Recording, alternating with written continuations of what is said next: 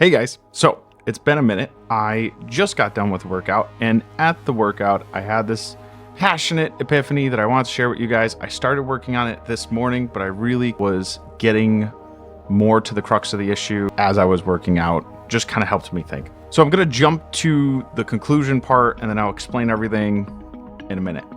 Basically, when I was working out, it was occurring to me that when adventurers are in a campaign and they're doing their quests, they're doing their goals, they're trying to achieve things. I was thinking about the XP system and the way D&D wants it done. And then I was thinking about the comparison for giving XP and how I appreciate that CR and XP have been separated. And what I mean by that is when a adventurer kills 100 goblins, that's less meaningful than when an adventurer fights 10 goblins for the first time in their adventuring career and may never fight 10 goblins in that situation again, versus an adventurer who goes out and is doing this on a daily basis. Maybe there's a great reason for them doing this, but the XP value is different.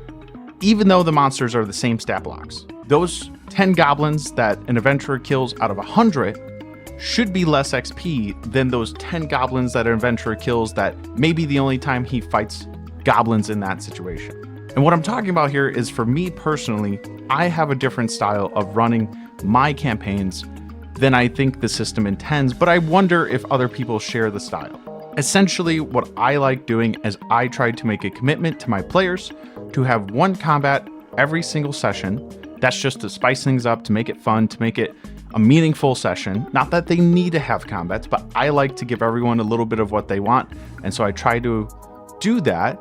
And in exchange, my players understand that I don't enjoy grinding and I don't do multiple combats in a session. If I do, it's rarely and it's intended, and then there's a reason for it. I don't throw meaningless combats, and I don't generally do multiple combats. That's not to say I want to do combats with waves or combats with phases or anything like that. Those are different. But the reason this whole thing matters is because in my current campaign, I have this issue coming up that comes up every time I play D&D and I run a campaign. And we get through those levels of, I love starting at level 1, but even if we start at 1 or 3, once we start getting higher and higher in level, there's two things that starts to happen. No, I'm jumping ahead. The leveling thing with the difficulty is a little different. But my point is, as the players are leveling with the XP system that I'm currently working on, it takes forever to get them to get to that level. I'm running 2 different campaigns right now. And in both campaigns, I'm having the same issue. And so I'm going to apply this resolution I'm going to talk about here to both campaigns. And basically what it boils down to is that since D&D wants you to give multiple combats per session, or better yet, per adventuring day, which is actually a really big difference. I run 1 combat per session, but in adventuring days, in their fantasy time, that could be 2 to 3 days on average. Whereas D&D's system is built around you having 1 adventuring day and running multiple combats within that day to drain your players. And this does a lot of things. This helps with the leveling system. This helps with boss battles when you want to go have a meaningful combat with the boss. This helps with draining their resources for the boss battle, and also loot and progression on loot.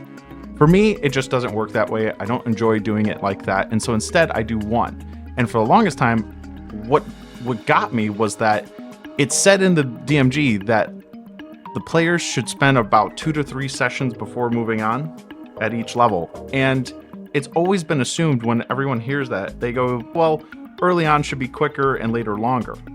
But the DMG never says that. It just said the thing about 2 to 3 sessions per level. And it hit me that the reason it says that is because D&D was built for high fantasy. And so, of course, at level 1, 2, or 3, pretty much anything you fight is going to be epic, memorable, and get you to level.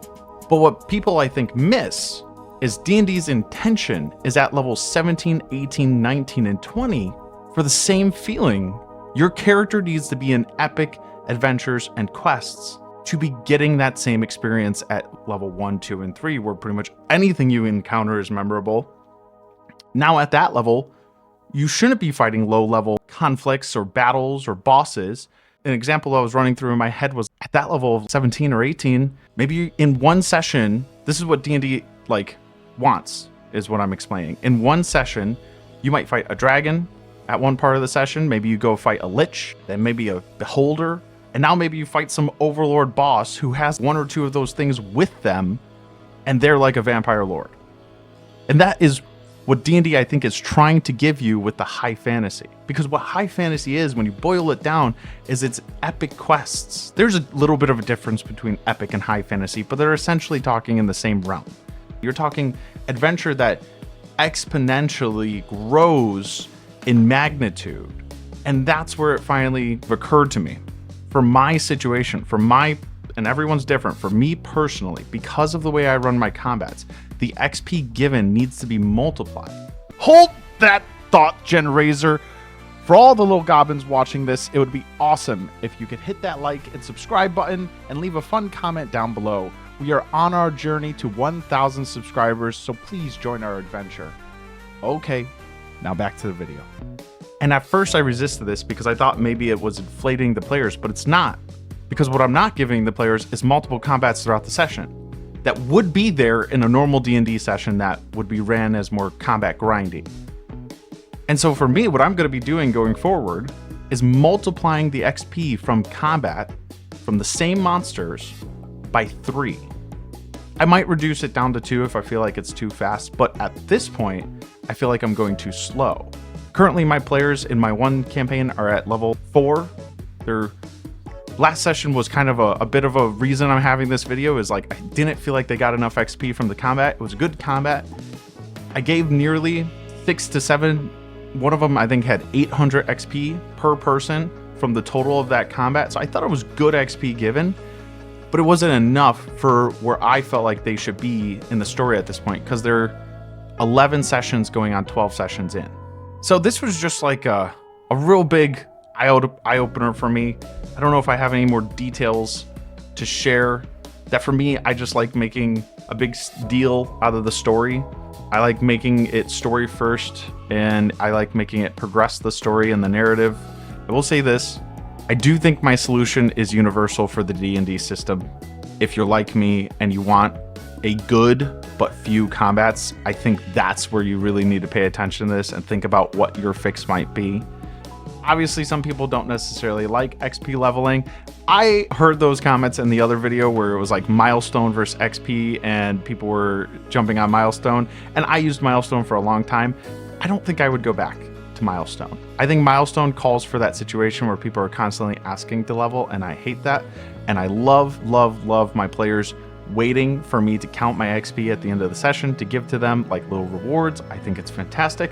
I think you could also use XP as a form of loot, which I don't know if gets talked about enough, but that's something that occurs to me. If I'm building an encounter and now I'm thinking, well, I don't want to give them any items right now because maybe I just gave them a couple items, or I'm planning to, or I'm giving them gold, but I do want to give something else. Maybe I give XP for something. Maybe I put a quest in there and it's a choice thing where if they make a certain choice to spare someone or save someone or make sure they eliminate a certain target, they get bonus XP.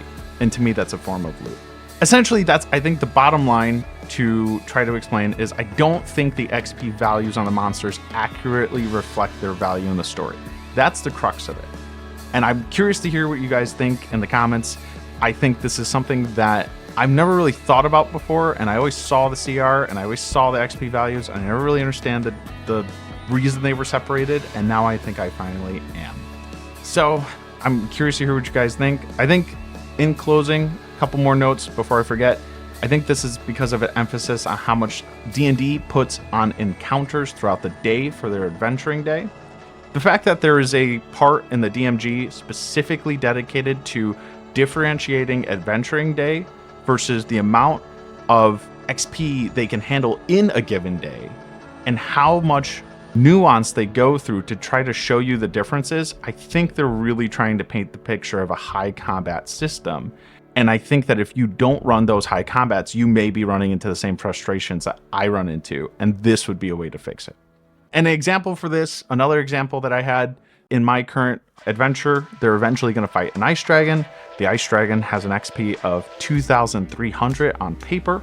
We have 5 characters in the group.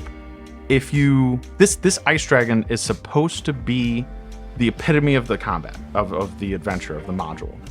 And if you divide the 2,300 by 5 players, if you divide 2,300 by 5 players, who should be at this point at level 6, 7, you're giving them 460 XP for being the boss of the module.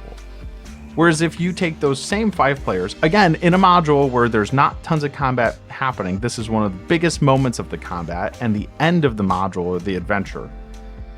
And now if you take that same dragon without changing anything else about him and multiply that XP by 3, and then divide that XP by 5, now you are giving them 1,380 XP per character. And I think that's the crux of what D&D wants to happen. It's just they never explicitly explain it, and the way the bosses are supposed to work is they're supposed to tick the characters up to that much XP that they need to level, and all the other things they fight are helping them get there while draining their resources. And then they do this awesome fight that they barely have resources on. Anyway, I hope this helps. I hope my girlfriend, fiance, has an easy time editing this. I'm going to be getting back into posting more regularly. That doesn't need to be added to the video. Have a great day, guys. More to come. Peace.